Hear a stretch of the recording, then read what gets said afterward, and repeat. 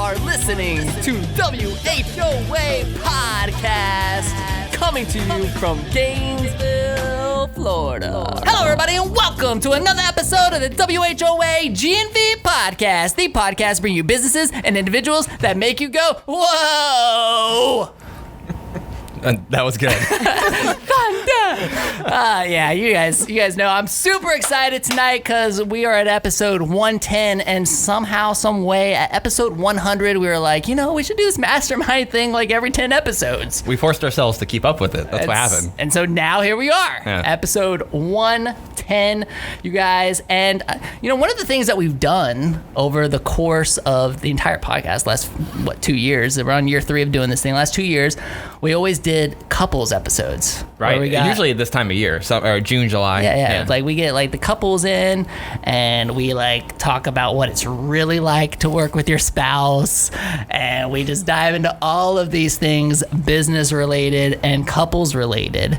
And so I figured, we really couldn't do that this year because there's so much going on and schedules kind of got mixed up. So I was like, you know what we should do? We should do a couples mastermind, y'all. Woo! So we've got 3 couples here tonight. Everybody look at a camera and wave. Hopefully James can do something with that. So we are going to get into it. Does that make us the 4th couple? Because I know Shannon will never work with you, but Shannon will never work with me. She's said that multiple times. So you guys, my co-host Michael D. What's up, man? How are you, man? I'm outside of being a little hot. I'm great. I know, I'm great. We made it somehow to the end of July, which a couple months ago, I don't know if we would ever thought we'd make it this far. Not with the podcast, just with everything going on in the world. I know, man. So it's crazy. We're on the back half of 2020, you guys. Yeah. we made it through the first half. Let's see if the second half is a little bit better. Man, it's something to celebrate these days. Right. That's absolutely right. We're all going through this together. So anyway, you guys, I can't wait to get into the show. But of course, before we do, we got to thank our incredible sponsors that make this happen. You got Podcast Family. Have you noticed those blue Colliers International signs all over Gainesville? Those are the signs of progress, my friends. GNV Commercial Advisors with Colliers International is the region's top commercial real estate team. When you need to buy or sell commercial land or buildings, find a new space for your business, or lease out a property that you own, turn to GNV Commercial Advisors. They close more than 60 deals a year. Well, let's talk quickly about how the coronavirus has impacted your business. Maybe you've realized you need a different kind of office space, or you have questions about your lease options, or maybe you've been thinking about buying or selling a commercial property, but you're not sure when to act. Call the GNV Commercial Advisors team at Colliers International because they have the expertise and the local experience to help you make the right decision for your commercial real estate needs. You guys, check out all their services at colliers.com/Gainesville. Thank you, GNV Commercial Advisors team at Colliers International, for all of your support. Dan Drodos, Lauren, everybody over there, you guys are awesome. I really, really appreciate y'all's support of this show. And they made this happen tonight. So you guys ready to get into it? Do it. Let's do it. So you guys, today on the show, we have 3 couples who have not only lived together, but they have worked together. What are they thinking? And we're about to find out. So you guys, we like to really kind of change this up for this particular episode. We're gonna start with the ladies. We're gonna start with the ladies. I like how we did this with the guys on one side and you like that, right? Well done. It's well done, kind of. Okay.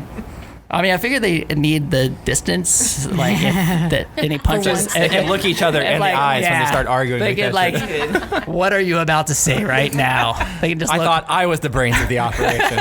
They can look right at each other. What are you trying to say right now? So we're gonna get into this. So we're gonna start on this side and go around the room this way. But if you want to introduce who you are, your business, your role in the company, and then we'll go all the way around. All right, I'll kick it off. I'm April Schroeder, and I'm the founder and the president of Liquid Creative Studio. We're a local digital marketing and branding and web design agency. And my role in the company is being the president, keeping Scott in line, and I deal... It's a huge role right there, my friends. Huge role. I mainly do our business development for our business. Very nice. Hi, April. I am Nyimah Bowles-Robinson. I am the managing partner for Robinson Financial Group. We are a full-service financial firm. We handle retirement, investments, and insurance. And my role is, aside from keeping my husband in line, is... It's a common theme already. It's a common theme. I handle business development as well and all operations of the company. And I am Betty Brunson with Crafty Bastards Restaurant and owner-operator. And I do everything but order food and beer. I do, the operations, social media, you name it, customer service, all that good stuff. And Awesome. I'm Pat Brunson with Crafty Bastards. I do the beer ordering, the food ordering, and I watch a lot of YouTube videos. You do a fantastic job, Pat. You do a great job. I try to keep myself busy. That's awesome. All right, Marcus Robinson, Robinson Financial Group. She is the beauty and the brains. I just show up to work. I mean, I don't know. I actually am the financial advisor. I meet with the clients and I help people build, balance, and preserve their wealth. So take pride in doing that. Awesome. I'm Scott Schroeder with Liquid Creative. I do operations management, and I also do business development stuff as well. Cool. So, you guys, let's just dive right in, right? Let's dive right in because and who knows if she's gonna watch. I don't really think she watches any of the episodes, but my wife Shannon, she has said multiple times, no, I'm not working with you. Don't ever ask me. I'm not coming. She just refuses. So I really want to know when you guys decided that you were gonna one, did you decide that it was going to be a partnership from the beginning, or was it this is my idea, this is my business, but honey, come work with me? I really kind of want to know how each of your businesses got off the ground, what those initial conversations were like, and whether or not working together from the start was even in the start, the thing, right? Or if that became the thing later. Does that make sense? Mm-hmm. All right, cool. So April and Scott, you guys can go first. Okay, I can definitely talk to this. So full transparency, I started my business in 2007, and I was returning back to the University of Florida to finish my degree. And I did not think I was going to become a business owner forever. I just thought I needed to do a little something on the side to have some income. So kind of fell into entrepreneurship, fell into being a business owner. Scott had a day job. He had a regular job out of the house. And so I started this little company, and it just started picking up and getting busier and busier while I was still trying to, be a student and finish up my degree. And then a couple years in, I had to start hiring people to help me, and finally finished my degree and was able to put full-time energy into it. And then Scott lost his job in 2009. Mm-hmm. And I remember that day, and I was like, are you kidding? My business isn't enough to sustain us. You have to go get another job. And he said, no, I'm going to help you. We're going to make your business our thing, and we're going to take it to the next level.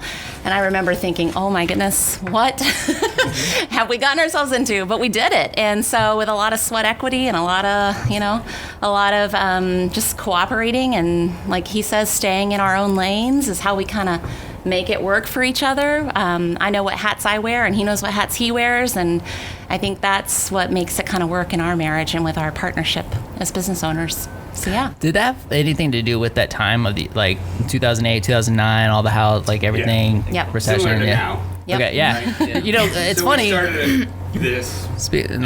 We started this at the worst possible time, but it made no sense, but it made sense to me because it's really it was an interesting way we got into this. Scott, get a little bit closer for me. Okay. Sorry. Thanks. It's interesting because April started the business, and she really didn't have any interest in being a business owner, and I always wanted to be. And so when I lost my job, I was all over it. I was like, yeah, I'm gonna do this. And April was less excited about it, I think. It's hard to live off of $25,000 a year, I can tell you that. Yeah. But we figured it out, and we made it work, and we pushed, and we were grinding, and so yeah, it's turned out to be, I think, a wise decision. But. Yeah, definitely not the best economy in 2009 or even 2008 when we first started it, but I think that taught us a lot of life lessons that have kind of enabled us to sustain ourselves this long. So yeah, it's been a common theme though. Like something that we've heard about is like during, a lot of people kind of got laid off because of this whole COVID thing, and we've seen a bunch of people kind of jumping into entrepreneurship for the first time. It's like, man, I'm getting pushed off the cliff anyway. I might as well build the boat on the way down, or like whatever, So it's interesting that that's kind of a common theme. Like during those times, like there's really nothing to lose. Like, let's go for it. So that's kind of cool. Yeah. And like, look where you're at today, man. It's cool. Awesome. So very, very cool. How about you guys? Nyimah and Marcus. All right, so with us, well, I started my career I'm a financial advisor, so I started my career in 2007, and so obviously 2008, like I killed it in 2007. And then 2008 happened, and I was humbled. But I used to work with ING Financial Partners and Voya Financial on kind of corporate side, and so in September of 2018, we took a leap of faith. And started Robinson Financial Group. Got tired of the corporate life. It was a different world. And my wife, at that time, she worked with Lancome. She was a GM for Lancome, makeup, beauty. See how beautiful she is. And so, it was a lot of convincing for her to leave what she loved, she loves makeup, she loves beauty, she loves all of that, and to get her to join Robinson Financial Group, I still don't know how I did it. God, I don't know how I did it, but she joined forces with me when we decided to take that leap of faith, and man, we never looked back. So it's been good. It's been good. Did it take a long time? Do you remember Did it take how long? Time? How was this like a 6-month thing? No. No, it was. I would say a year, maybe a year and a half. Okay. Yeah, because I was actually on my way to Orlando, and then he proposed to me, and that's how I stayed here in Gainesville. Marriage helped. Yeah, marriage helped a lot. Just in the nick of time. Way to go there, Marcus. Yeah. But no, I had always had the desire to be an entrepreneur, and so it was naturally easy for me to help with the business and just kind of get my feet wet. But then, when he asked me to join forces with him, it was an easy decision. Yeah, just to do it and build together. I can't wait to get into some of my other questions. All about the challenges and the hard stuff coming up. We're baby stepping our way there, guys. Yeah. So I would imagine makeup's pretty similar. Like you kind of run your own business. Yeah, and it was corporate sales. So essentially, I was traveling the southern part of the United States, making sure people sold. Yeah. So yeah, corporate sales, 15 years. Leave that behind to go and be the assistant. That's how I started. I started as the assistant, then I rose through the ranks as I learned the business. I so rose now pretty you're the quickly. boss? I am the boss. Okay, so you went from the assistant to the boss in how long? Like 6 months. I like her. Yeah. That's great. All right, Pat and Betty, what about you guys? I love it. Already. Go ahead, honey. So we came up through Publix. I was with them 25 years. Pat was with them almost 14 years. Our children were with Publix. And we call those days when we were rich, back when we were rich. And I retired actually from the Westgate Publix store manager. And Pat's passion is cooking. And so he kept asking me, let's open a restaurant. And I refer to that as when someone talks about winning the lotto, like you talk about what you're going to do. Let's do this, let's do that. And one day he said it one too many times. He said, let's open a restaurant. And I said, you know what, let's do it. So we both retired. We were making very good money, loved our schedules. Kids were grown and gone. And we're like, let's do this. So we dove right in. And we knew a lot of experience, a lot of knowledge, and it still wasn't enough. But we have, like I was saying earlier, different strengths. He's got the food, the beer, he does the menu, all that, and I've, the managing, leading, training, customer service, and everything. And so we really, it just went off smoothly as it could go as far as being partners. And we're, very open, and we don't take anything personal. And so, believe me, there's been times that we weren't happy. Usually I'm not happy with another vendor or something, but I'm mad at him because he won't let me say what I want to. But no, I mean, it's been amazing. I mean, obviously, just like any business starting out, first year or two, really When did you guys start? horrible. What year was it? We started the project in 2014. Okay. Yeah, so we're going into our 6th year for the restaurant, and then When you the say bottle going shop. into your project, like, is that like from the concept idea to like when was the actual execution? From the time From when that we retired. Oh, okay. We left our paying jobs and 2014. started. It took 10 months to get the restaurant ready. So was And that then, was that in 15 then? January of 15. January the end 15, of okay. January is when we opened. Okay. So, and then just under 2 years later, we did the bottle shop, the beer and wine bottle shop right next door. And, even though it's right next door and it's just a small business, it's like it's 2 businesses. It's double everything. And, but it's amazing. I mean, again, we have our sons that work for us, and they fight almost harder than we do to keep it, going in the right direction and, the standards and everything. So it's amazing. We have an amazing crew. Did this itch to like have your own business, like, was that something that you always had, or was that something like, I mean, because you kind of said it was at the time when the kids, they were gone at this point. Yeah, I mean, that wasn't, we have nothing to do. It was like, let's just go ahead and do this. Like, his passion is cooking, and honestly, so it's really I think based with on the that kids passion. leaving, I think he couldn't cook as big meals as he likes to do. So let me just open a restaurant. I can keep doing what I do. A man cave or something. But I should have taken the advice from the family. My grandmother owned a restaurant in Palatka, and my parents ended up inheriting it, and my father is a chef, and they wouldn't touch it. They wanted no part of opening their own restaurant. And do you know why? it's a very brutal industry. Yeah. Yeah. I hear that a lot. And we don't regret doing it. We, of course now, years later, it's amazing. But the first, year or two it was just horrible. Yeah. And people come to us and they're like, I want to open a restaurant. And I tell them, we make it look easy because we've done it. And they leave and he says, why would they want to do that? And I said, Pat, people told us that too. It's like a teenager, you don't listen until you know. So, one of the things that you hear very commonly in partnerships to begin with is having opposite strengths, right? Like, it sounds like you guys naturally, is that the case? Do all of you guys have opposite strengths, or did you kind of find yourselves tripping over each other in certain areas, or would you say that you have the opposite strengths of your spouse in business? Naeem is like, I don't know. I'm laughing. I'm over here teaching Marcus how to run a company. She's like, let me tell Marcus what to say. No.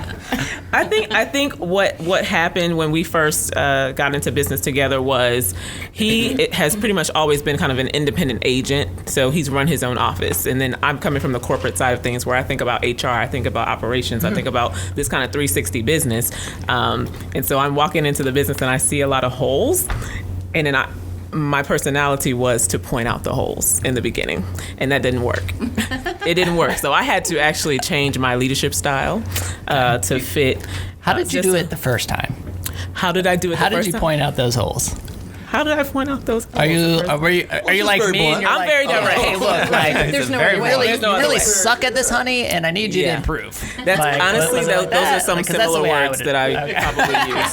Like, Yeah. why are you doing that? Yeah, why are That you- makes sense. That's, what? It doesn't make sense. Yeah. He's like, it's worked for me. Very direct. I'm very direct, and I feel like I could be that way with him without getting in trouble with HR because I am HR.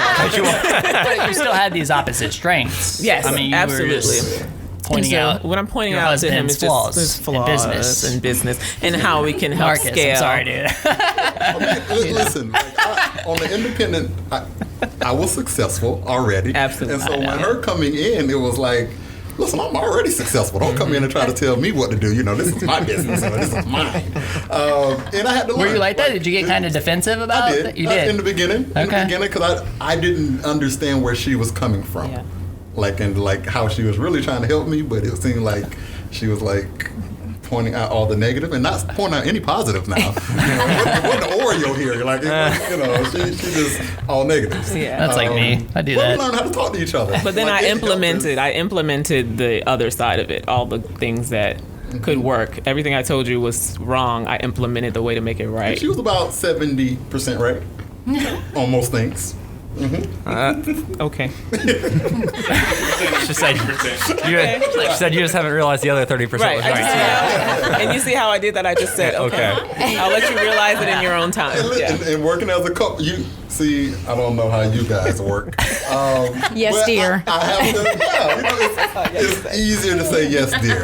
Like, it's so much easier, and then, we'll talk about the rest later. Let's talk about it now. This is what this is for. This is like marriage counseling and a podcast, all in one, baby. I love it. Well, there is one thing that I want to mention. We you don't see eye to eye on everything. Yeah. And I had to tell him one day, I said, we're going to start something. We're going to call it pros and cons. That means when we say that, the other cannot say no right away. Like, just listen I'm really to the good whole at saying thing. no right away. I'm like, da-da-da. No. I'm like, okay, pros Hold on, and can you cons. give us an example? What do you mean? Like maybe a color of the wall, or maybe how something is set up, or Like trying to make a decision? What do you mean pros a and cons? decision. Okay. Yeah. So So you're going through the pros and cons of the decision? Yes. Okay. Hey, I have Yeah. an idea. What do you think about it? I'd hear the idea and I just automatically go, no. Without hearing. And then he'd think about it. He's like, oh, that's a good idea. Not always, but that's just, that's just how. So if you're split, we call it pros and cons. If you're split on a decision, how do you move forward? What breaks the tie? We just keep kind of talking about it to see what the best outcome is. I mean, it's not about his opinion or my opinion. It's the best for the business. Right. So it's, sometimes you win, sometimes you lose. Yeah. You gotta pick a balance, yeah. And I think at the end of the day, everybody wants their business to grow. And so if you put it like Betty said, what's the best for the business always leads. So your feelings just have to be put to the side. Do you look forward? Do you like breathe a sigh of relief when you guys like agree with the spouse, or do you lean into the conflict if you get to those moments of dissension where you're kind of split on a decision? Usually I walk away. I mean, it makes me think of when before we even opened, I was putting out a job posting, and I'm like, again, my 25 years of Publix is like, high standards, sanitation, safety, and I'm doing this long, and he walks by the office and he goes, why are you doing all? Just put something out. I said, I don't want to interview 500 people. So he didn't understand what I was trying to do to save my time and energy. I'm a guy. I can get the message out there with fewer words. But now hiring. Yeah, and then you have to, and then I'm weeding through everything. No, thank you. Yeah. So but like you asked, how do you feel at the end, or how do you get through it? I don't even know. It just happens, and sometimes a situation will kind of, after going over it, takes care of itself. I don't know if that makes sense, but Absolutely. In the end, all the discussions, you have to have respect for your spouse, and even if you never come to a decision on something, the respect just keeps the marriage together. You can't. I've seen other couples that their business didn't work out, but then you watch the way they talk to each other, Right. and it wasn't going to last anyway. So in that regard, if you're going to have a business partnership, is it easier to do it with your spouse where there's like, you've got to go home with this person, like at the end of the night, like you maybe are more respectful because that you can't just be at war with somebody during the day and that's it. Is it easier to be in a partnership with a spouse than, say, if it was some random person you went into business with? I've never had a business partner that wasn't April, and so I don't know the answer to that question, but I feel like we learned very early on, where the hot buttons were and what the things were that are really important to her and the things that are important to I, and then we just kind of stay focused on those things. And also, one challenge is that we're very opposite, but we turn this into a strength, is April's very risk averse. and I am more risk tolerant. And so she dials me in sometimes, and sometimes a lot of times push her way further than she wants to go. And so it turns out to be a really good balancing act. And from what I've heard in other partnerships is that you never want to be in one. You don't ever want a business partner. And I can't imagine having somebody that I don't know as well, and that at the end of the day I know has my best interest in mind. And so I would say, yeah, probably. I think you're better off having your business partner that's your spouse. So when you reach those moments of, you say you're balancing each other out. Okay, what if it's balanced and a decision needs to be made? Out of the two of you, who's getting the extra weight? Who's winning the battle? I would argue that the smarter decision always wins, or usually wins. Sometimes it doesn't, but for the most part, if we shouldn't take a risk and she feels strongly about it, I know to dial it back. And if I feel really confident in my position, then we end up pushing forward. I would say prayer. And you're right. And sometimes it's a financial, the finances might make that decision. So there's a lot of different factors in there. factors that, and I was going to say, this is our only business is us. But we, we've been approached by people, let's partner here and let's open one here. And I'm like, we don't want an outside partner. Yeah. I don't care about the money and all. I don't think I would have decided to do this without Betty. I would never have tried this with just a friend or somebody you worked with that said, hey, let's get out of here and start this. Right. I wouldn't have done that. And sometimes it's what you have invested in it. Like this was our retirement from Publix, and my kids and other people have seen what you deal with just with POS systems. I mean, just stuff. And they're like, I would have thrown the keys in. And I'm like, well, I'm not leaving all this to someone. I mean, you have to do whatever you do. It's like Tetris. You got to make it work. Right. And move on. Yep. Do you guys have? All right. Who's the numbers person in their business? Okay, so Pat, Scott. Okay, so all the guys are like the numbers guys. It depends. Yeah. It depends. A little bit of both. Betty does all the payroll and the scheduling and all that, and I do. So I put my hand up. I actually do the what we should price things at. So I'm constantly looking at the price of ground beef. How many burgers are we selling? Are they profitable? I mean, so I guess both of us do numbers. Okay. Are you guys like printing out P&Ls and balance sheets every month, every quarter, and looking at them together? Or if somebody's doing that, who is that person? I'm doing all that. She does all that. Okay, the women. All right. Yeah. Interesting So stuff. that means I get paid more because you don't know that. No, I'm just kidding. Well, It's hot. do you guys have a hard time like turning it off when you get home? Like this is one of the things with couples. It's like, okay, you're working together, you're at the business, and then you go home. Like, are you guys talking about business, or are you just able to completely disconnect from the business when you get home? I think it's a little bit of both. I mean, it just depends, I mean, it's our livelihood. It's everything that we do right now. I mean, and our whole family is employed through this business. I mean, so we talk about it, but then we also talk about like going to the Keys next week. I mean, BNI or custom. I mean, I think it's a little bit of both, in my opinion. I don't know. Right. It just pops up sporadically through the evening. Okay. But it's not at the point where we're like, oh my God, I'm so over here and that. It's to us, it's not that bad. Well, we have a rule. Yeah, okay. Pros and cons. Don't do it. There we go. There's rules now. Well, I mean, listen, I like it. Because when you're a small business owner, it's all the time. takes your Like life, it Yeah, can it is. You consume live it. you. And so we have a 6-month-old. We have kids. And so it's like past a certain time, we don't talk business. Or we'll set the time. All right. Well, hey, we can't talk business right now, but can we talk about it first thing in the morning? Or can we? And so it's a common ground. You have to manage it. Right. Yeah, because I'm the one. I'm always thinking about the business, and she's like, "Oh, not right now." And I'm like, Because I want to like my husband. Yeah.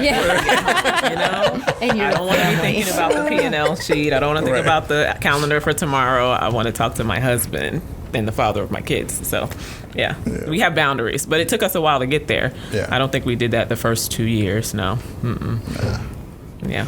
And it affected us. Oh yeah. It Yeah? did. Yeah. Yeah. So. And I we had feel to like set with having a boundaries. kid, children, you Yeah. have to do that. Yeah. You know, again, ours are grown, so I think every situation is Right. different. So was that like just a sit down conversation of like, hey, look, like, let's draw these lines in the sand at 6 p.m. We're cutting it off, or whatever it was. Like, is that what took place? Yeah, we have Monday morning corporate meetings. So we talk about business, and then we have family meetings outside of business. So whatever I need to get off my chest happens in the family meeting, and then during business we talk about business. So yeah, Okay. it was a conscious decision. Yes. That's smart. What about you guys? We have a 12-year-old, and she does a very good job of making sure that business isn't talked about at the dinner table. She has no problem saying, enough talking about work. So it's really good because it keeps us in check. And I think our conversations, outside of business hours are always very healthy and very fruitful if they are about work. But it checks us because it makes us remember, you know what, we're having a conversation that she's not even a part of and she doesn't even know what we're talking about. So let's put that aside and talk about this later after she goes to bed. And then we kind of regroup and talk about family things. And so, and she does. She calls us out on it every now and then, but we've gotten a lot better over the years. Awesome. Yeah. That's awesome. I'm still thinking about the roles here. So like, I not to get hung up on it, but it's interesting because you all went into business with your spouses later on in life. So I'm curious, like how things are now from a personal dynamic standpoint. Is that shaped by learning how to work together professionally, or did how you worked together professionally, was that shaped by how you were personally before? Like how has the personal dynamic in your homes changed based on the fact that you forged a professional relationship? I think with our experiences with our jobs, it just kind of continued. I don't know that anything has really changed. It's surprising when I think about it. Like, we spend almost every minute together every day. And I think about it and it's like, Don't you get sick of them? I would have never thought that we would be doing this before we opened, but We do drive to work in separate vehicles. You do? So she gets to That's rock one of my out. questions. So you But we're only who else 4 does miles that? from work, Do you guys ride in the same car? We do. Okay. Most of the time, yes. We walk to separate rooms. Now Well, we ride separately because I get there a little bit earlier than he does. But when we were in our But- traditional office environment, we still drove separately. Yeah. Because I have always worn the hat of, business development, being in the community, being the face of the company. So I would always have to be out, and I rarely was at the office. I was always out at meetings or at a networking event. So we needed 2 cars. Okay. Yeah. So let me ask it this way. Just come right out. Yeah, It's so- the only thing we know. Right. So Pat and Betty, when you guys were working at Publix together, were the roles and responsibilities at home, was the way you made decisions at home, was it different then than it is now, or is it consistent? It's the same. He cooks. You do it the same way. He cooks. I eat. Is that true for all of you? Like, was the home dynamic the same the same. before as it is now? For us, I started my business when we had only been married for 1 year. So it was very early on in our marriage. And so I'm trying to remember back. And we had a newborn baby, too, that same year. So that was a whirlwind. So, yeah, I think it's kind of always been the same. I think over the years of growing together as a couple in our marriage and in being business partners, we've worked through, Constantly the balance. a parallel. Yeah, and Scott's excellent at just being, I don't even know what the word is. He's very, very much a good guy and a good dad and a good partner in that he does laundry, he cooks. He cooks more nights than I do. He loves to cook. Give him a pat on the back over there. That's a good job. So he's outstanding that's a WHOADAMN at husband. running the house. Yeah, he's really good at that. I think he's better at running the house than I am. So yeah. Ditto. I mean, we both have our strengths at home too. Yeah. Same thing. Yeah, it's a similar balance as it is with business. At home, we both kind of have our areas that we're strong at, and yeah, works really well. It sounds like you guys got married and then started the business. So the business has always been a part of the marriage. It has. Yep. And Betty and I were together so long before that we already found our groove. So when we started opening the restaurant, nothing really changed. We just stayed right where we were at home. Yeah. Or we were just learning as we went along at work. But, Can't believe we got all these perfect couples in the room. Well, we're somewhere in the We middle. did it again. We're in the middle because he had we're not already had the perfect. You business. just haven't asked the right question yet. So my next question is, So true. next question is, what's the one thing you wish your spouse would stop doing right now? Get some conflict in here. Get some conflict in. I was just gonna say snoring. I was going to say the same thing. My wife snores. I would have to think about that. I don't. The one thing I would wish you would stop. Like business. Saying yes to everybody. Saying- Everything that's a and hard everybody. thing. Is that like because of a opportunity? Like, are you like an opportunity person? And you see opportunities like you kind of jump on them, or My wife gets on to me because this is a calling for me, like financial literacy, like what we do, being a blessing to people's finances and legacy and so on and so forth. I look at it as a calling. and so incredibly important. It is. in today's world. It is, 'cause- so many people mess it up so bad. Yeah. So And so we have a certain dynamic of client that we kind of cater to, but it's like if I'll help anybody. Like, look, you just need a budget. Let me help you with He that just budget. has a servant's Like, heart. It's just. And she gets, and she's like, well, Marcus, and so it's like I try to balance it, but it's like, listen, they need help. I gotta help them. I don't know what to say. And so it's a double-edged sword. I mean, he loves to help people, but then I have to find the space on his calendar to do it. And that can be challenging sometimes, but he loves to say yes. It's like, yeah, you need my help? I got you. And I'm like, is it she's on like, the yeah, calendar? the next spot is. Wait, look, 5 years from now. July 2021 is open. Nah, I feel that. That's good. That's good. It's true. Pat, Yeah. what would you like me to change in you? I plead the fifth. I really don't. Yeah, I mean, I don't know. How long Really? have you guys been married?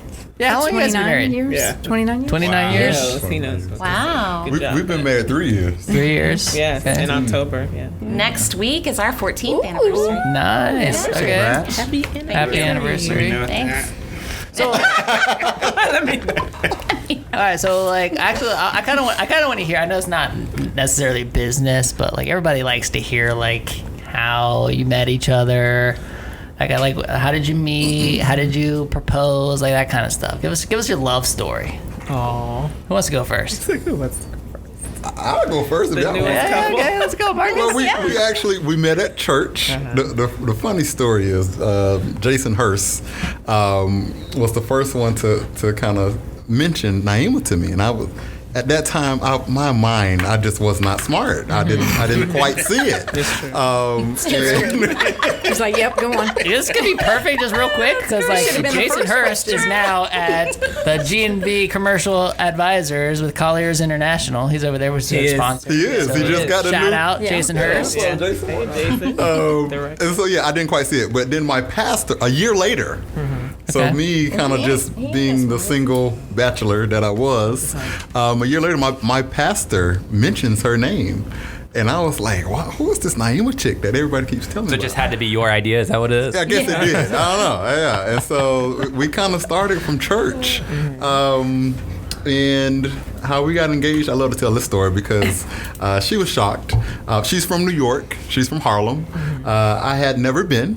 And so we went for the first time to see where she was from and so on and so forth. And you tell the rest.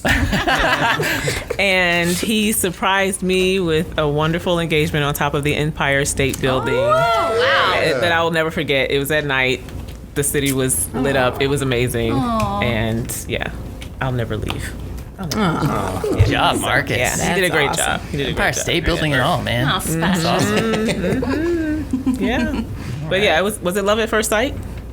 once you know, Of course it came was. to know who I was. You know, once I was like, this is taking too long. it dude. Just- revealed, yeah. it revealed, then it was love at first sight. But at first it was like, I'm good. Yeah. That's cool. So, two very individual lives, just going to the same church. I hadn't paid attention to him. He hadn't paid attention to me. We just passed each other, and then his eyes were open, and the rest is history. His eyes were open. Thank you, God. Thank God. Thank Great. you, God. What about you guys? It's all you. Uh-oh. Let me remember. Hold on. I'm going to embarrass Betty a little bit here. Oh, I used to ride a motorcycle to the technical school when I was going. And one day traffic was bad leaving in a certain direction. I had a friend of mine on the back of the motorcycle. And so I turned in front of the high school and went down the road, and Betty was standing on the side of the road right at the edge of the school grounds, and I almost rear-ended the car in front of us. So the next day we were leaving, and the traffic wasn't bad going out the other way, but I turned back in front of the high school to go past it again, and my friend goes, "Why are you going this way?" I went, "Because that girl is standing on the corner on the and he went, "Pat, you don't stand a chance." I went, "Do you know her?" He goes, "Yeah, that's Bodacious Betty." Oh, that's great. He's too honest. He's too good. But believe it or not, I would have never had the guts to go up and say anything to her, but I was at work one night, and she came in, and we had a mutual friend, and Betty started asking about me. I made her go introduce me. That's cute. Did you recognize him from the motorcycle, or was it just random? Yeah, full. Well, Okay. so here's how I knew it was him. I went to school with his brother in the same class, and after that, I guess we got to talking, and his brother's like, "Oh, so you and my brother are dating or whatever?" And I said, "I don't think so." He's got a twin brother. They look nothing alike. No. And he's like, yeah, my twin brother. I said, "Now I know you're lying." And yeah, ended up being his twin brother. I'm like, wow, I would have never known that. But yeah, so the friend, I asked her to go introduce me, so she did. So how did we get the nickname Bodacious Betty? I don't know. Pat, I'm not gonna let that one Pat, go. finish telling the He's ready story. for that one. He's I ready. didn't give her the nickname. I haven't changed much since high school. that's awesome. That's cute. That was definitely love at first sight. Aw. Yeah. I met April. She worked at ODB Kids, and I, at the time, was selling printing, and I was calling on her. She was my prospect, and so I didn't know who she was. I just had a name on a sheet of paper. She's the Oh, contact. you were where? At that time, I worked at Kinko's. Oh, so this was like a cold call thing? Yeah. Oh, okay. Cool call. Sorry. So He worked in sales, and I was the marketing communications person at ODB Kids. So my job was to deal with printing sales reps and all that. Best cold call ever. Yeah. so at that office, you go in the front door, and then all the business stuff at that time was down the stairs. And so I go in, and I'm meeting this person, and you don't know who you're going to be meeting. And so she walked up, and I was like, man, she's hot. And so she kind of blew me off because that was her job. Was like, I don't know. This is a cold call. Right, you're like, I had to get up from my desk for you. Right, yeah. You need to make an appointment. Like, So I did get an appointment. So I asked if she would go to lunch with me, and so I was going to give my old sales pitch on all fronts. And what was the name of that restaurant that we went to? it was Don Pablo's. Yeah. Is now no longer. And I met him there the next week for a business lunch. And so this Business is class. lunch. Yeah. So we're 3/4 of the way through the lunch, and it's time for me to start really working on the business that I was there for. And she looks at me and she says, "I think I know where you're going. And I have to tell you, I'm moving in 2 weeks with my boyfriend out in Seattle." And so I was like, oh man. She didn't know where I was going. I did. I kind of got the vibe. I'm like, I think he's getting ready to ask me on a date, like a real date. And I don't know what you're talking about. I was like, I don't know where you're going with this, but I just want to be upfront and honest. I'm getting ready to move. Like, Give us that I'm conversation word for word, Yeah. Scott. We can help you. I mean, this is actually pretty close. She was very bold. Like, you're out, dude. So, we humbly ended that lunch, and I just. Do you still want some Kinko's coffee bean? At least give me a deal here. I know, Right? Did you get the business or no? No, he did not get the business. Did I get the business? She was moving, so He didn't get that printing business. yeah. That's what I meant. But Yeah, so like 2.5 years later, I'm walking through the Oaks Mall, and I see her walking towards me. I was like, oh, that's that girl I was going to ask out, and she tossed me to the curb. And so as she's passing by, she's talking. This was how long after? 2.5 years. Okay, so I you waited. recognized it. I waited all this time, and so Right. At the mall? Yeah. Is that where Don Carlos was? yes, yeah, He waited for me, yeah. yeah. That's great. So she's walking by, and I see her talking to her friend, and as she gets closer, she's complaining about her boyfriend and her current situation. And so I was like, all right, maybe this is the time Is I it same should. boyfriend? Same boyfriend? It was the one I moved away away. to Yeah. move away to be with. Well, the relationship ended, and I came back to Gainesville, my You got a home. new boyfriend? No. I Oh, was just so- complaining about how the relationship had just ended. Okay. Yeah. sorry. It was still fresh, and he was eavesdropping, and he heard it. I was not. I was walking, minding my own business. Anyways, he on looped a sales around in call. the mall, and he tapped me on the shoulder. He was like, "Hey, remember me?" And I'm like, "Oh my gosh, I do." And Like, I still don't need Kinko's. You don't understand. I don't need any Kinko's. Wow, you Please guys are leave me alone. I'm like, "You really are a good salesperson." So He is persistent. Follow-up yeah, is amazing. He his is follow-up, persistent. yeah. I like the persistence. So we. It had been a long. I would have waited for so long. I mean, He likes to tell people he waited on me the whole time while I moved away to the West Coast. So, anyways, yeah, I said yes to going on a date with him, and the rest is history. Yeah. yeah. I've known you guys for a long time, and I've never known that story. This is what I love about the podcast. The most is, like, successful cold call ever. Oh, yes. That's a good one. That's a good one. You don't get cold calls better than that. Well, it's no Empire State story, but Yeah. story. Yeah, no. True. It's still good. It's really But what good. about Yeah. the Kinko's deal, though? I'm still kind of hung up on this. Did you ever Did get you the... meet your quota that month? Yeah. Did you ever get the business? Did O2B ever get the don't Kinko's? think- What was the What were you selling with Kinko's? Printing paper. Back So then, you were stuff was selling on paper. paper. It's not anymore. Everything. What's that? Yeah. I don't understand. Paper? Yeah. Yeah. In fact, Scott was in printing sales for a long time. Even when we got married, he was in printing sales. And yeah, so I understood. My background was graphic design. And as a graphic designer, you have to know who your printers are in town to work with the printers. So when he called on me the very first time, I was like, I already have a print guy that I use for my printing. I got a guy. I don't need you. And so it's kind of funny how. She had lots of other guys. Lots of- during that time. Right. Yeah, but I was it's, the first caller. But he was the guy. Oh, man. But it's interesting how our backgrounds of our two separate careers kind of come together and have now made a business for us, you know. And so my background in graphic design, his background in sales and printing, it goes perfect for what we Sales do for and a living. printing. So are you getting a good deal on the printing now? We actually don't do anything on We paper. don't do a lot with printing anymore. It's amazing. It's 2020. Who would have thought? Yeah, That's great. yeah. Are you afraid to make cold calls now?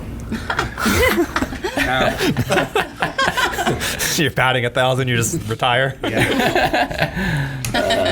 The last cold call. The last one. Tell me like the most like romantic. That's probably the most romantic story for you guys Yeah. since it's still early in like Empire State Building.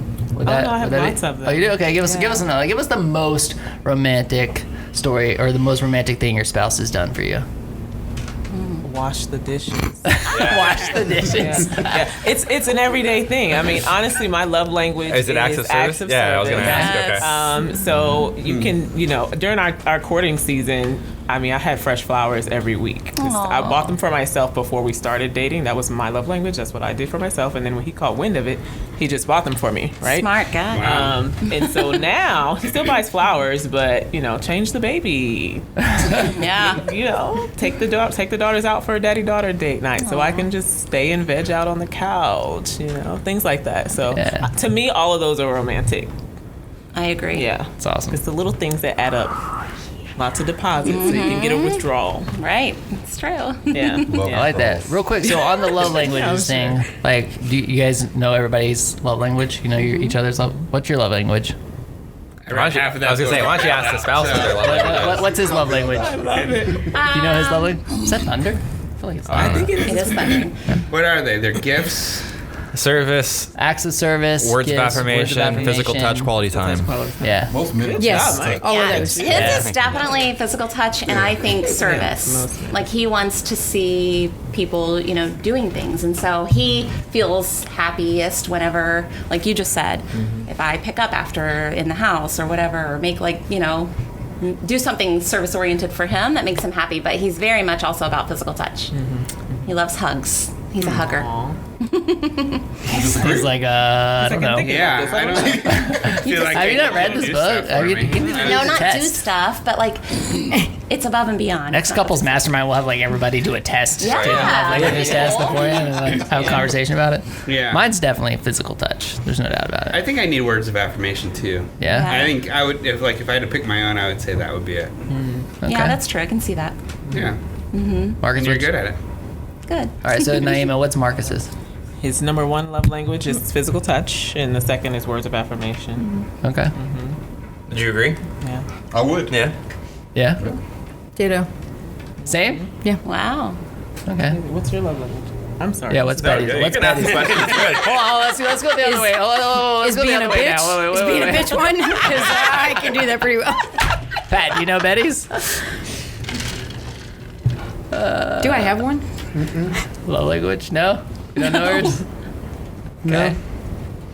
He's like, I don't know. Marcus, you know what Naima's? Oh, acts of service. Acts of service, which we just covered. Okay, she said that. Yeah. And words of affirmation, she loves more so when I do things. Yeah. Yeah. Yeah. All right, those acts of service Takes are huge. things Take off of them her off the plates plate. that she You know loves. April's, Scott?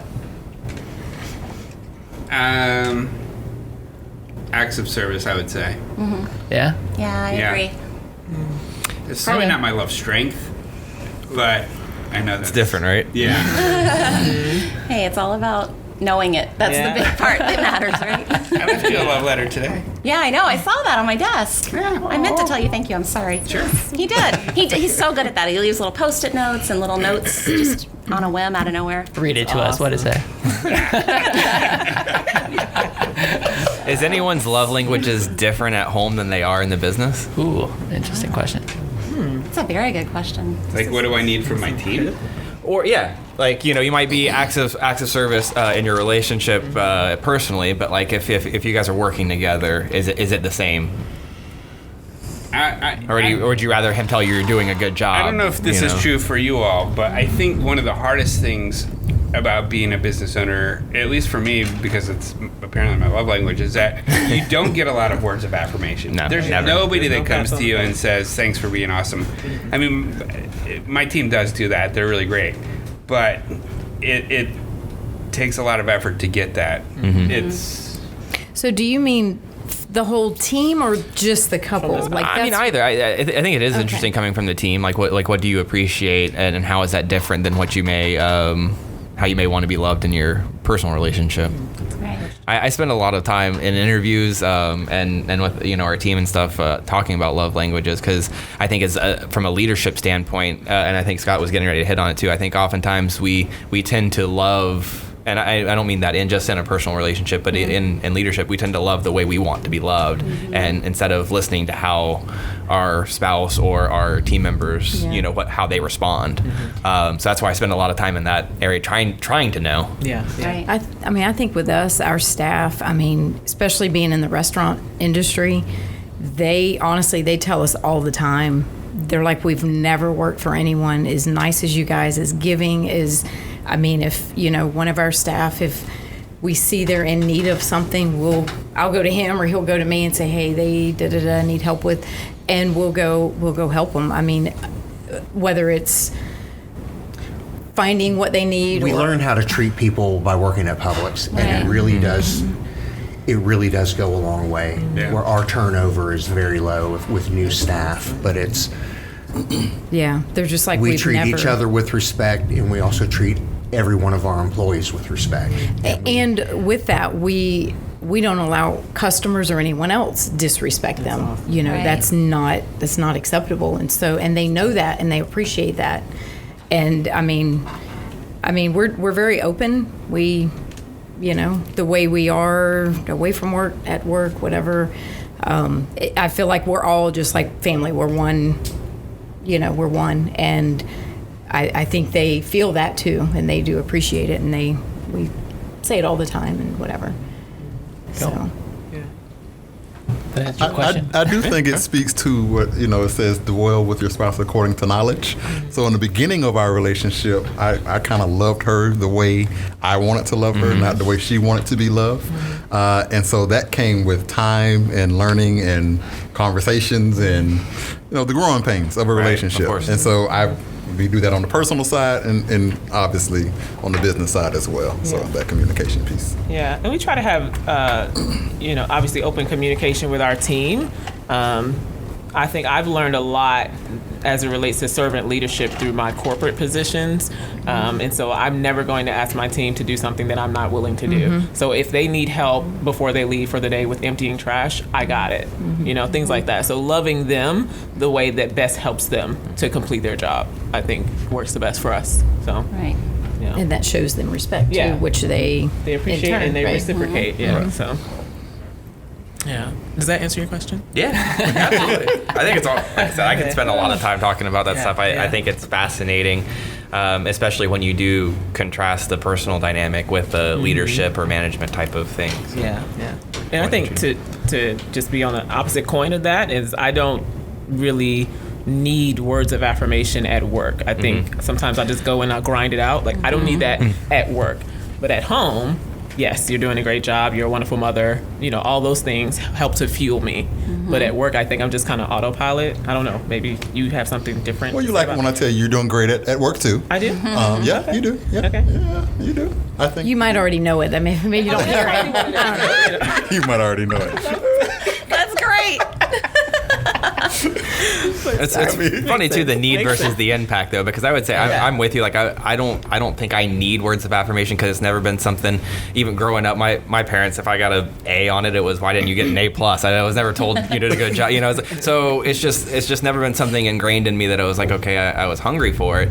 But with that said, when I get it, it's impactful, Right? Because I'm not used to it. Yeah. So I think that's interesting too. That's good. Right. Well, I think praise is also valued by who the person is that's giving it. That's true. I mean, if you respect that person, if you like that person, it really does mean something else than other than just a stranger coming up and going, "Hey, nice burger." Yeah. Right. Seriously though, nice burger. Yeah. Yeah, but it also, Cowboy whiskey burger is like, God, dude. but also even So good. showing respect when you're, I don't want to use the word getting on to, addressing something that needs to be addressed. I mean, you still have to treat them with respect. And I mean, you got to counsel people. I've literally had to fire people, and by the end of it, they're like, "Thank you," because they put themselves in that position, not me. And again, it's just a respect, a way of going about it. Yeah. But I think sometimes, like, we'll talk about something a decision we made, and then the outcome, and we'll be at home or later, and we're like, man, that turned out to be a great decision. And, we kind of talk about that, like, good job or something. So. But I'm going to revisit the romantic. Yeah. Am I the only one? No. We want to definitely want to circle back. I like that we got off on this tangent, I totally this love forgot language that tangent. I love that we did. And real quick, just in case, if this episode just randomly ends, it's because we lost power because it's storming really bad outside. And so I'm just kind of throwing this out there as like a possibility.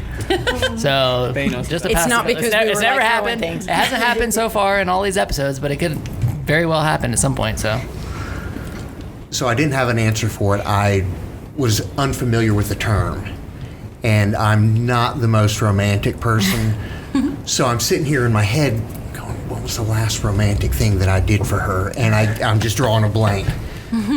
But you say I'm beautiful all the time. Like, you say things, and Yeah. so the touching, the I feel like it's so appropriate talking, that this like storm is like happening during this episode. I almost like want something to like be said, and then all of a sudden, boom. That's it. That's Flashes. the final straw.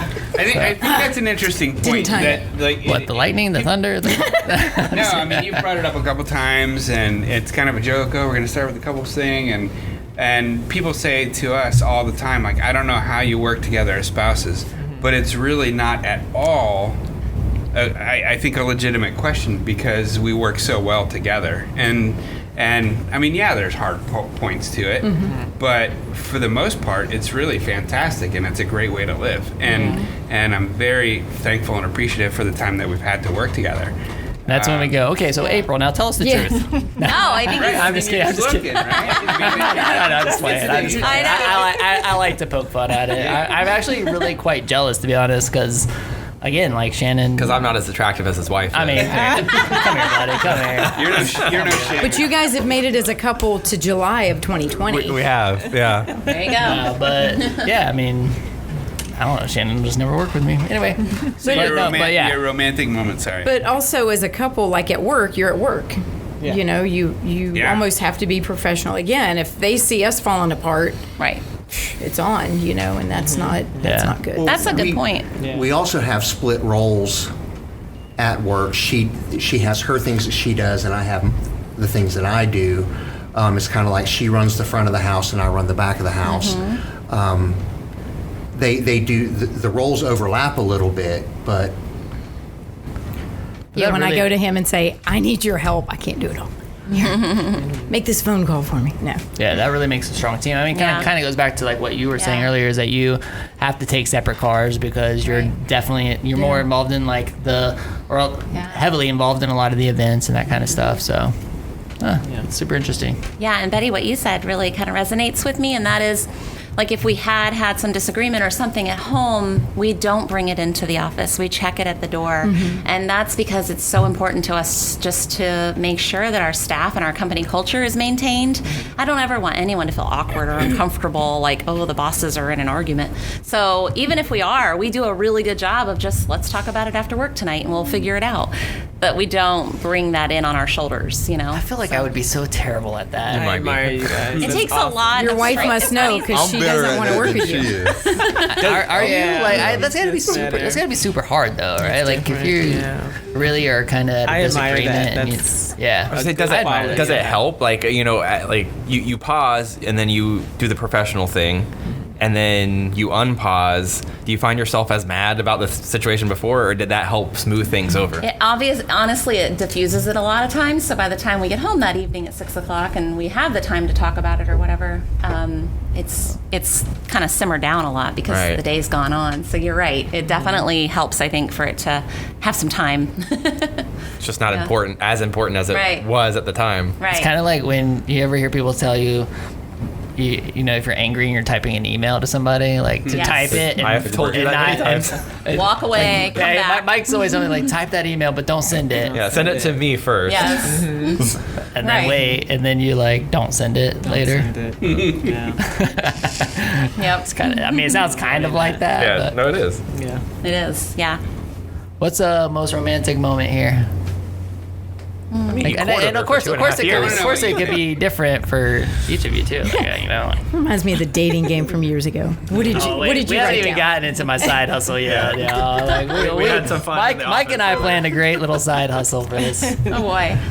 I have a couple of memories. Scott's very romantic as a whole, so I'm having a hard time like pulling up my top.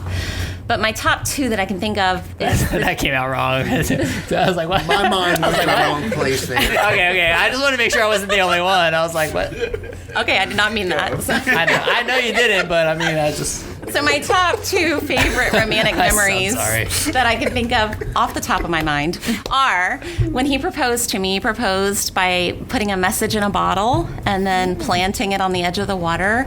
And it was just really sweet and romantic. And we were taking a walk along the edge of the water. And I was like, oh, what's this? And he's like, you should open it.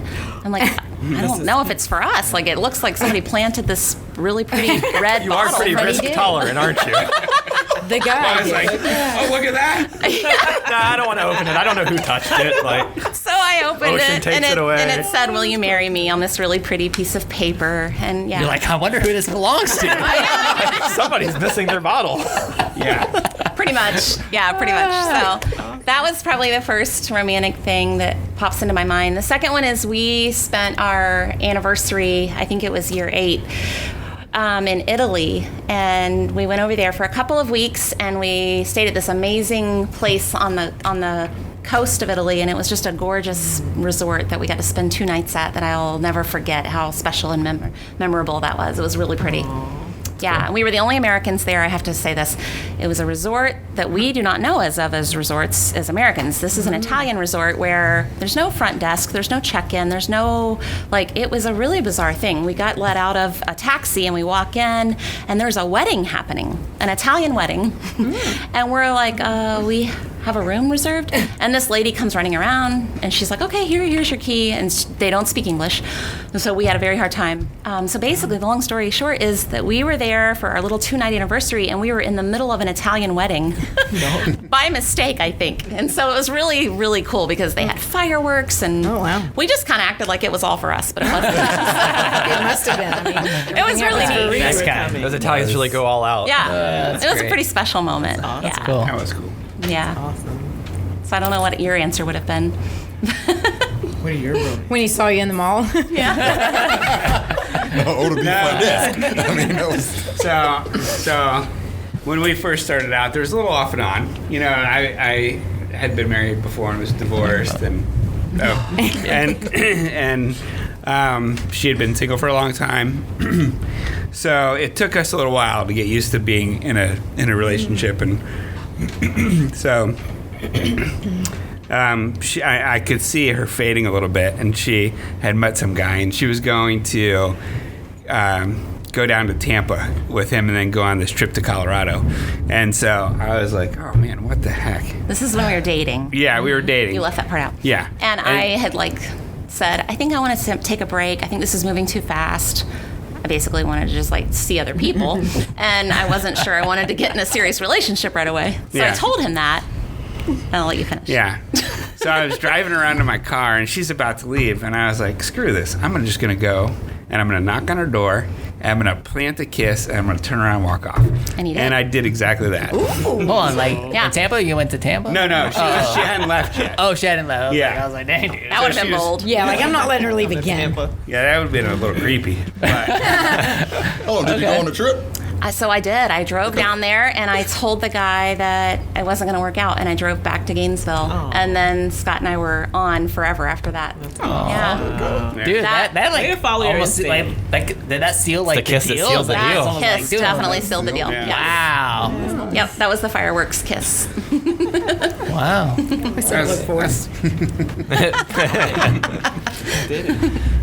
Rock on.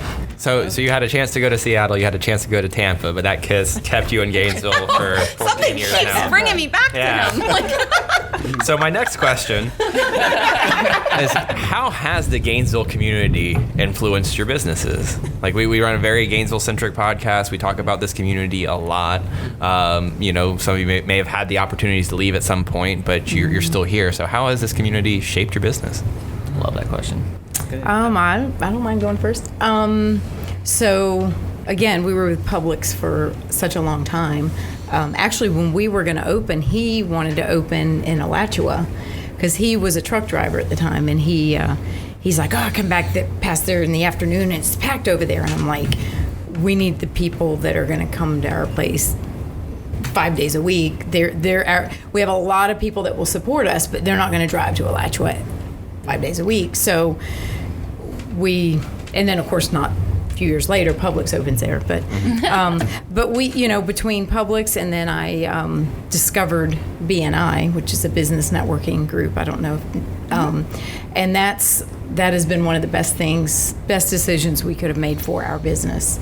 It's networking. It's, passing referrals with each other. It's business owners in the Gainesville area that are, Yeah. we support them, they support us. So I think that We really get to know each other and our businesses so that we can refer. It's like having however many in your group, 50 referral partners that are out selling your business, and they come in and support you as well, and it goes back and forth, kind of like the relationship with husband and wife or business owners. It's, where I tell people I work with these people every week, and I do, and that has been, especially times that we've been dead like this, or not long after we opened and we had 5 tables at lunch, 3 of them were BNI people, and it has definitely been amazing.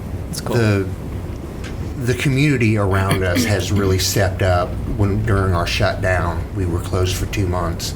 The community really came out and supported us. We kept we have a retail bottle shop, wine and beer, and a lot of this stuff is something you can get at Publix. There are other shops in town that sell it, but they were coming to us because they wanted to help us through this. That's great. Or buying gift certificates or shirts. They were supporting, and other people, because there's other members in that group that were suffering as well, and it's just like anything, you give and it'll come back to you. That's been pretty common. We've done a lot of these coronavirus sessions during the shutdown, if you will, and that was a very common theme, was like how community really stepped up, bought gift cards and other things to really support a lot of small businesses around here, which is great. Chose not to cancel memberships if they were on retainers and stuff like that. Yeah. So that's cool. And there was nothing else to do at home, so drink a lot of beer and other stuff. That's when I actually started writing my Just keep book. So drinking. I'm like, I've never been unemployed, so I'm like, I was going crazy. Love it. The first 3 weeks were okay. We binged on Netflix. Wait, but after, I filled out forms for loans and was The about clarity. to, yes. PPP. But anyway, go on. I've never had a vacation for that long. Right. It's kind of interesting that you say that. It did for a lot of business owners. I know it did feel like a break, like a much needed break, a time to reset and reflect. Another common theme, Mike, was we had so many people who were always in a hustle mode, go all the time. It was events and travel soccer and all the sports for the kids and one thing to the next, and then everything stopped. Yeah. And a lot of people had this reflection of, this slower kind of lifestyle feels really good. And we have, time to have family dinners and things that we weren't having because of, the life before COVID. So I know, I know that this whole COVID-19 thing has been a huge challenge for so many businesses. But it's been really cool to see the positives that have come through it. And those are some of the positives that I'm talking about. It's been pretty neat. Absolutely. So Yeah. That's very true. yeah, a lot of reflection in that. So I'm sorry to kind of interrupt that. I was going to say, and that might kind of depend on who you ask, Yeah, because I'm sure. for us, our business ceasing, and luckily we managed everything well enough that we had our personal stuff paid off. It was the staff, 25 people gone, that really We were put always us the over fixers. the edge. That We were. and you couldn't. that fix was it. bad. They came to us Right. and for help. And during that shutdown, we couldn't do anything. Yeah. Right. It was. I mean, and you're right. It was nice to kind of stop, and But you feel like this huge responsibility for the Yes. people that are around you. Yeah. And I think that's normal. I mean, we most actually, and certainly I don't want to get too far into it, but I nearly had a nervous breakdown. She It cried every bothered day me for a that week. much because of my staff. And he had to hold me. He said, Betty, we did not fail. And I said, I know. And he goes, and we did not fail our team. I'm like, I know that too, but somebody failed them. And I don't like that. Right. And so, but there's some businesses that have thrived through this, which I'm happy for. I mean, that's great. You don't ever not want to see someone be successful, and then there's some people that were sort of in the middle. And so, there's good and bad, I think, that have come out of this, more so for some and others, depending on who you ask. So Okay, so by the situation. time this releases, we're going to be almost entering August. This releases on July 27th. So, I mean, where are you at now? Like, are you guys going to be good? You're open, business is moving? We're fully reopened. We're, the 50%, and I said, well, I'm going to put 50% inside and the rest of my table's outside because I'm like, we can't afford to turn people away, and our staff. But, I mean, it's still very slow. But, yeah, I mean, we're going to be fine. It just sucks that our staff aren't getting their full hours and they're not, it's just, but they understand. I mean, they don't blame us at all. It's just, it's just something that has happened, Yeah. But we still have a lot of support and the bottle shop's doing great. And, I mean, the restaurant's doing great too. It's just slower than what we'd like. Yeah. Sure. Right. So we're going to be fine. We don't have an option to not. So you just manage each day, each week as it goes and just keep changing things as you do now, as you've always known to do. And Marcus, I mean, you guys kind of see it from a different perspective, right? I mean, in the being a financial advising firm, I mean, did you how was this impacting people's finances? Were people all of a sudden not investing and give me all my money? We saw every spectrum. We saw the we have. So we're a full service financial firm. So we have small business owners as clients. And so that was the hardest part, watching people that you serve, people that you work with. That's their dream and they put their blood, sweat, and tears in it. Right. And to fail not, because of their own, because of a freaking pandemic. I mean, that was tough. That was tough to see those business owners have to stop retirements because now I gotta feed my family. That was tough. That was tough. We were part of Green Machine BNI. Okay, right. So results on fire. Okay, hey, that's good. And so it was good. Don't get emotional, sweetheart. I get it. I get it. Because listen, we love our it's family. When you join Robinson Financial Group, you're family. It's not. And so. Are you emotional over the people, your clients, or is it more of your personal impact? I feel this pandemic, like Betty said, there's a spectrum of people that it's affected, but because I get to see it up close, unfortunately, from, I have family members that were impacted by COVID, and then we have clients who were impacted by COVID. So we were kind of living and breathing it every single day. So yeah, the emotion is for my clients, it's for, business owners that we know who have had to survive this pandemic. We know that that's how they support their families. So it's all over the place right now. Yeah. Yeah.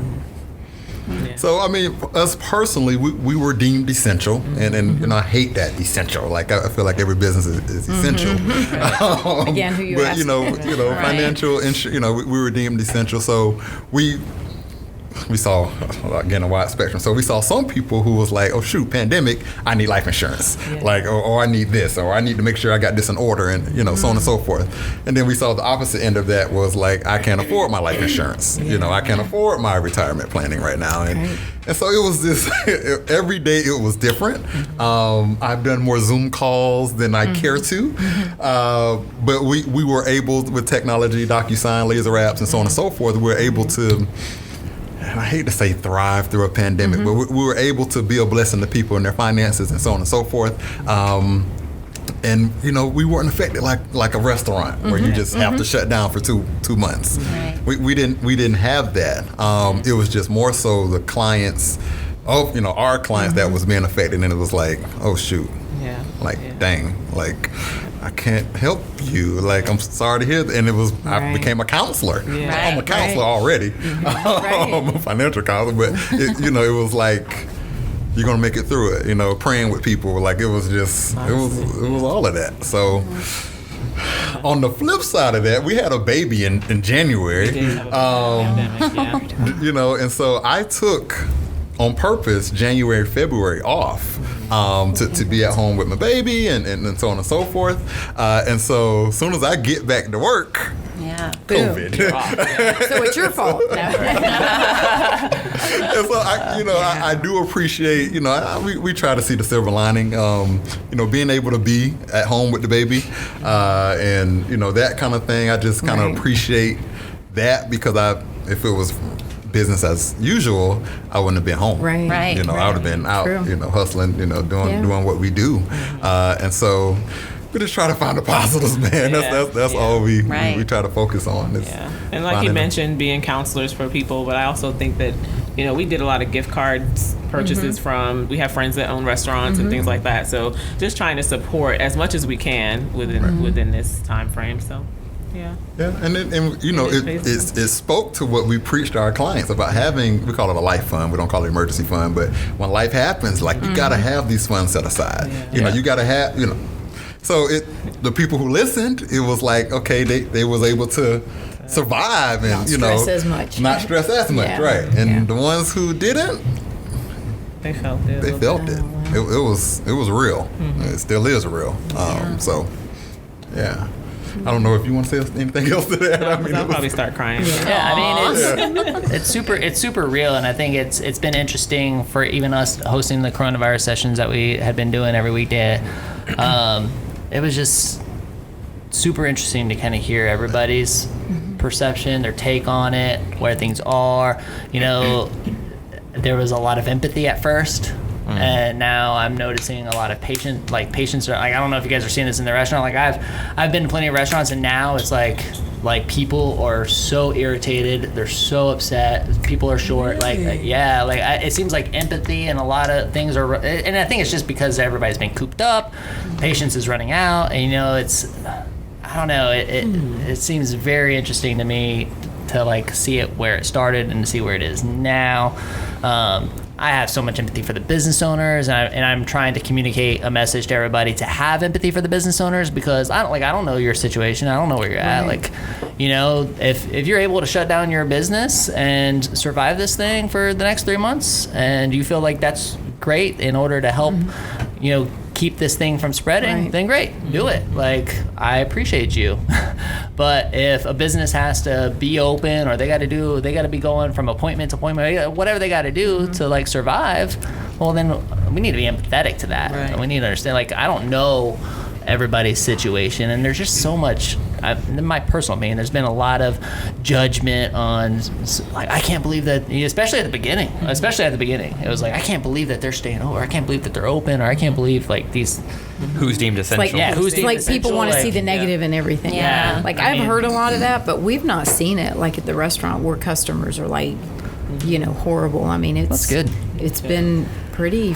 Yeah. And I would say for the most part, yeah. I've definitely seen this community backing. That's what I love about Gainesville. It's and Gainesville is known as being one of the most, I'd say, is charitable the right word? Charitable counties in the state. You know what I mean? So I love seeing the community really come together, and seeing the Eat GNV Facebook page, and all these other things start to pop up, and it's yo, we're here, we're gonna get through this, we're gonna get through this together. Yeah. So I really liked seeing that, but.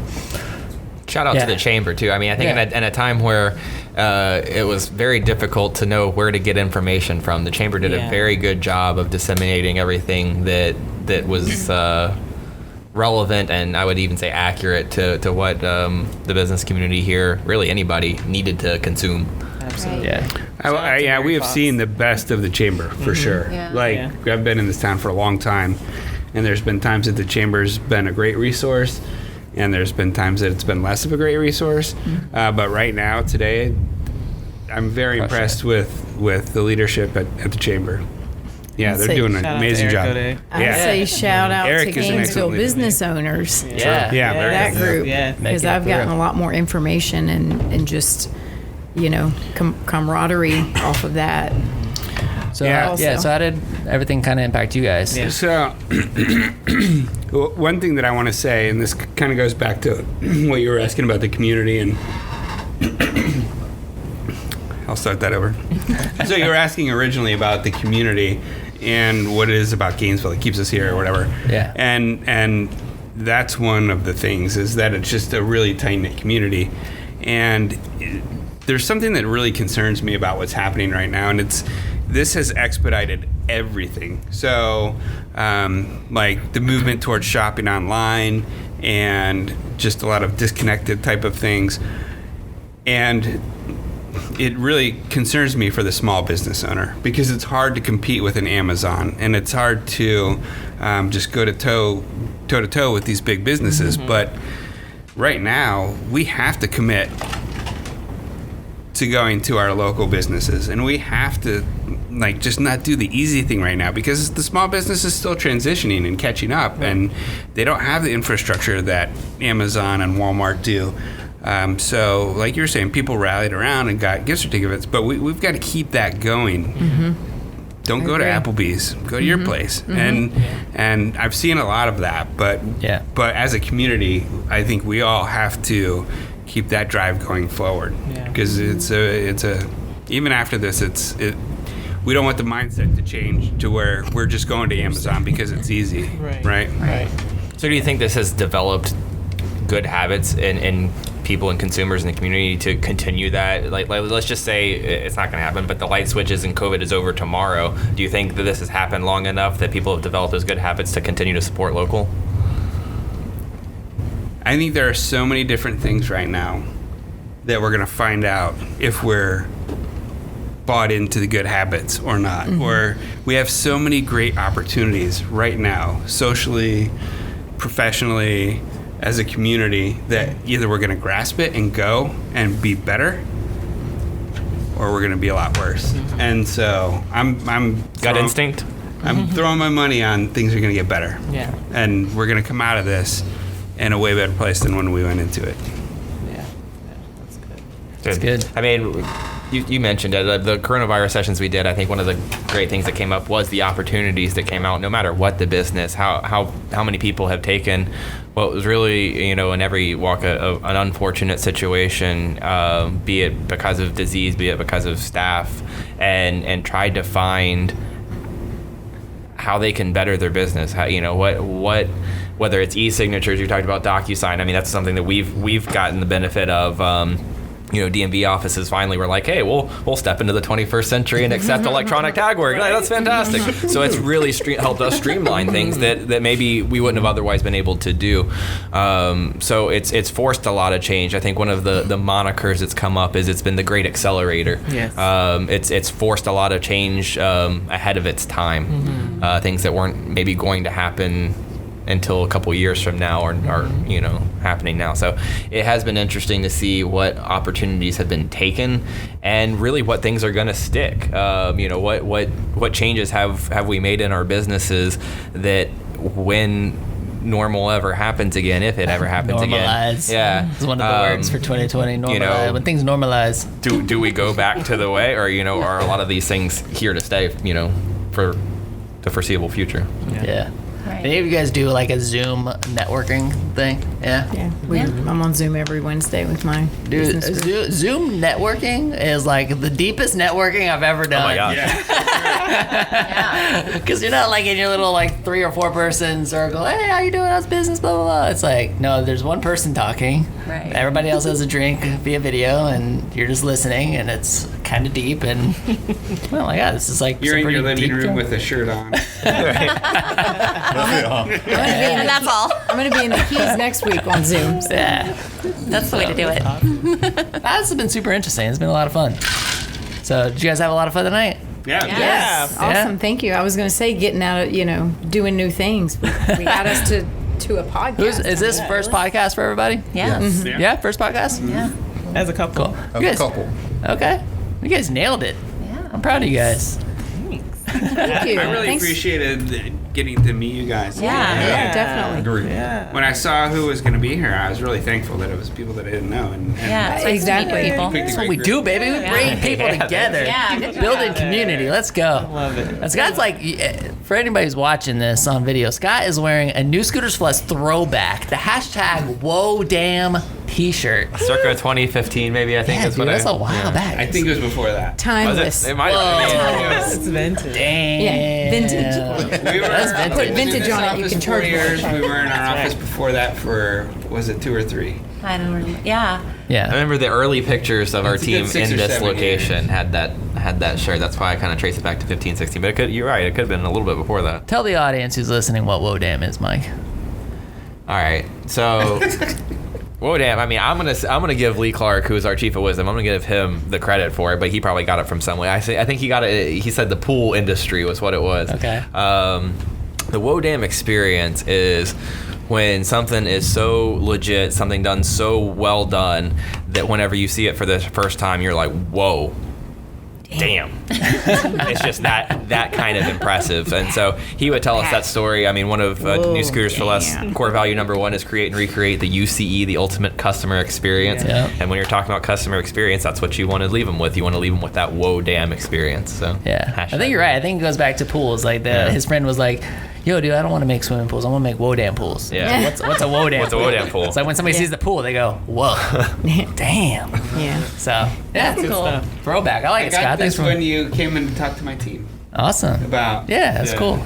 UCE. I brought shirts. Yeah. You did? Oh, That's nice of you. Super nice. I've always been a nice guy, everybody. My first time meeting Scott, we took a selfie at Bahama Breeze. You remember That's that? right, yeah. We was at an Orange Theory social something. Yeah. And we took a little and sent it to Still you. doing Orange Theory? I am actually, yeah. Yeah, cool. I haven't gone back. No? That's why I look like it. That 3 months off was hard. Yeah, it's called the COVID-19. That's the 19. Damn. That's something that I've heard that's also been common. It's kind of like, man, like getting out of the routine. Whose routine has kind of gotten completely messed up because of this thing? What's yeah. a routine? Yeah. Dude, routines are hard. About I'd say a week and a mine's half coming out, back. I was done. They're coming back. We're bringing the routines back, you guys. I don't know if I want them back. I like this kind of free flow. Free flow, you work like it? when I want to, homeschool, work when I want to. Thing. The school aspect is going to be super interesting. That's my So biggest interesting, concern yeah. is for Yeah. the children. Yeah. What this has done for our kids. Yeah. It's one of my Taylor, biggest concerns. speaking of the kids, how they did their graduation, there was really no ceremony. I don't know if you know how it was done out at the racetrack. Yeah. But there were so many kids that, I mean, they've worked for this most of their lives for that ceremony, and they didn't get it. Yeah, prom and all that. I mean, Yeah. Yeah. Yeah. Yeah. that sucked. But they will always remember this year. Yeah. Just like we all will. It's like that's the one thing I promise everybody. I was like, you're gonna remember 2020. Yeah. You know, and I think that's where a lot of the community aspect comes in, because I don't think I've ever experienced anything, at least in my 16 years of business. I try to reflect over the course of my entire life, but I can't really remember anything that has had such a global impact. Right? Like it really affects everything. It affects, supply chains for our business, and it literally affects everything. And we all feel like we're in it together. Mm-hmm. It's like, man, like all the businesses, like everybody's kind of going through this, and I know it's been an interesting year, but We're only halfway through it. we're only halfway through, baby. I said this is a perfect example of shit rolling uphill and downhill because it's affecting, vendors, our customers, just everyone. Right. Yeah, from the bottom to the top. Yeah. When you sign a new lease, usually the owner of the building wants to know what your exit strategy is. How would you have ever said, we're going to get shut down by the government through overregulation? And I mean, who would have ever thought it was going to come to that? I mean, Yeah. We were talking about it. We're like, we wouldn't do anything differently. I mean, we did everything Yeah. the Exactly. way we thought to do it, and successful. We were thriving, and it's Right. You were put in a position where you had no choice. yeah, exactly. We all I mean- were right. never in my wildest dreams did I think that this was going to be the thing that was the most detrimental part of my business. Was being forced to shut down. Right. So, Yeah. I mean, we weren't forced to shut down. We could have stayed open and done to-go And business. gone bankrupt, but no. Our overhead Yeah. was way too high. There was just not enough money being generated. The last day that we were open, we made $200. Yeah. So it was just like, no, it's time to shut it down. We had to stop the bleeding, Yeah. as we Right. said. Yeah. Right. Yeah. one of our things was, do we keep running the freezers and the walk-in coolers and all that, or do we donate all the food and just shut them down? So it's either, or am I going to end up spending $9,000 On a GRU bill GRU that we bills can't trying afford. to save $4,000 worth of product? So ongoing, we were just giving our staff the food. toilet So is that what you paper, did? You everything. ended up they shutting it down? needed Yeah. We shut down for closed 2 it. months. We And then the brought last the employees in and gave them a bunch of few product. times, yeah. We donated some to the St. Francis House. And then the last bit of the stuff that we got, we have a golf cart. Betty and our granddaughter loaded it up on the back of the golf cart and ran it around to neighbors just to see if they needed it. It's We nice. just didn't want it to go bad. Right. Yeah, it's So that- give it away or throw it away. That's Right. a great example of working Microphone's with your out. spouse. That's a great example of working with your spouse, and how that may not be the case when you're working with when you have a partner that's not in your family. You know, you're aligned in the way you think deep down inside, and when those things really hit the fan, and you look over and it's your spouse that you have to get agreement on, Right. then you're It makes it golden. easier. Yeah. It's But so if true. but if you're looking across at somebody who may have a totally different outlook and may want Yeah. to keep the freezers going, Right. then you're in trouble, about it, right? Yeah. So when you look at working together with your spouse, you always have each other's back at the end of the day. Right. Yeah, and usually if it's a strong marriage, it comes down to you're coming from the same place of heart, the same values, Core the same values, morals. yeah. Mhm. So I can see what you're saying. Like if it's a business partner that's not your spouse, I mean, you never know. I mean, how They may not have a baby at home. They may not Right. have, so they don't see the need. How understanding are they going to be? Yeah. How empathetic? Yeah. Yeah. Because they have a spouse that's saying something Yes. totally opposite. Exactly. Yeah. Yeah. Yeah. Oh, Exactly. that's interesting. Yeah. Dave Ramsey always say, he says the only partnerships, or the only ships that don't sail are partnerships. That's what he says. So, but maybe it's different when it's your spouse. I read something once that said being an entrepreneur is like jumping off a cliff and making your parachute on the way down. That's what I was looking for earlier. I said the boat. Parachute. Thank you. If you don't do it quick enough, the boat might be at the bottom Yeah, you waiting. might need to, like, I figured like. And I said, oh, it was a wow, cliff that and there is was exactly- the ocean on the bottom, and there had to be a boat down there. I was going for, I guess. No, you guys, thank you so much for coming and joining us tonight. This was a lot of fun. Before we wrap up, why don't we just go? Actually, we'll let the ladies do it. Ladies, you can close this off. Kind of tell everybody where they can connect with your business, find out more information about what you guys do, where you're at, that kind of stuff. Again, Crafty Bastards Restaurant and Craft Beer Bottle Shop off 39th Avenue. We're a full restaurant with 60 drafts, and the bottle shop next door has 700 or so varieties of craft beer. We have a webpage, social media, Twitter, all that, thecraftybastards.com. Awesome. Thank you. Fantastic. Go to Crafty Bastards. Thank you. The Cowboy Whiskey Burger, though, for real. Cowboy Burger. The name for all favorites. It's Yeah, we're coming. Yeah, I can't wait to try that. Yeah. So Robinson Financial Group. You can visit us on the web, www.robinsonfg.com. And then Robinson Financial Group on Instagram, Robinson Financial Group on Facebook, and then all of our personal Instagram handles and Facebook handles, Nyimah Bowles Robinson, Marcus Robinson. Love it. So, Liquid Creative Studio. Here's our logo. Our website is liquidcreativestudio.com, and you can find us on social media as well. We have a really talented team of, hip, trendy creatives at the studio, and they're loving posting on Instagram. So definitely follow us on Instagram and check out. Also check out our blog on our website. A lot of really good tips for business owners on, digital marketing, web design. So yeah, check out our blog too. And the business report collaborates with us. They're running our blogs, and so that's part of. Is it technically separate, or is it? Yeah, It's a separate entity. Well, actually, Or- we folded it under this year. Okay. Because just for tax reasons, it made sense for us to do that. Okay. Um, But that's also y'all's. Yes, we, Or just Yes, correct. Okay, so we own the business report also. So the Schroeders own the business report, who is collaborating with us on the podcast. They've been writing the blogs and putting it on their website and stuff. Definitely go check it out. It's Gainesville. bizreport.com. Yeah, that's been a fun collaboration. Yeah, it's been a real fun. So thank you so much for doing that. It's been really cool, kind of like doing a write-up of all of our guests and their stories, and just helping us get the word out, spreading this mission, and building community together, you guys. That is what it's all about. Final words, Michael. Hey, I'm really excited to get in the side hustle, so be sure you check that out. But these are some of my favorite episodes. I love doing the couples talk. I love pretending that you and I are a couple too, because we've been in business together for, gosh, if you count the first go around, probably 7-8 years now. But no, I always get a lot out of this. I hope you guys did too. I hope the listening audience does too. But thank you so much for being here. Thank you for inviting us. Yeah, thanks for having us. Yeah. This is my favorite part. You guys ready for this? Let's do this. Make sure you're ready. They have to be really enthusiastic. Sarah's like, you gotta be really enthusiastic. Wait, hold on. You ready? Okay. Line it up, Sarah. Let's go. Let's go. Let's go. Let's go. Let's go. You ready? Ready? Everybody, this is the WHOA GNV podcast. The podcast bring you businesses and individuals that make you go, whoa. Damn. We will see you is that what later.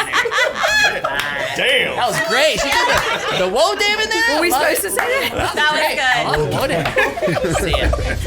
We're doing.